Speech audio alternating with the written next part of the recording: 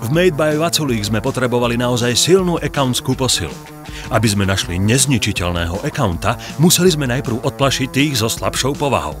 Vytvorili sme facebookový seriál 10 spôsobov, ako zničiť accounta.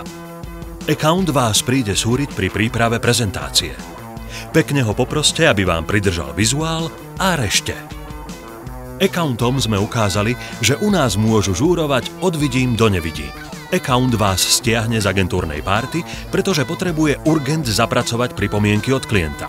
Upokojte accounta kvalitným alkoholom a presunte sa k vedľajšiemu stolu. Po chvíli je už account pripravený, aby si pozrel vaše upravené návrhy. Určite ich presvedčilo aj to, že sa u nás môžu hrať. Zavolajte accounta zahrať si obesenca. Nechajte ho hádať slová, ktoré nepozná. Accounti na materskej sa konečne dozvedeli, ako to bolo naozaj. Zorganizujte accountovi bujarú oslavu narodení. Ráno si na nič nebude pamätať a prvé nevoľnosti začne mať o pár týždňov. Všetky CVčká, ktoré prišli po nasledujúcej časti, boli za odvahu automaticky zaradené do užšieho výberu.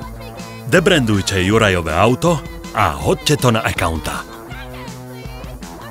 Vo finále padol rekord. Pre tých, ktorí to nesledovali v priamom prenose, sme zverejnili reprízu.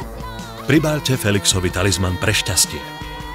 Keď prekoná stratosféru, už ho nebude potrebovať. A výsledok?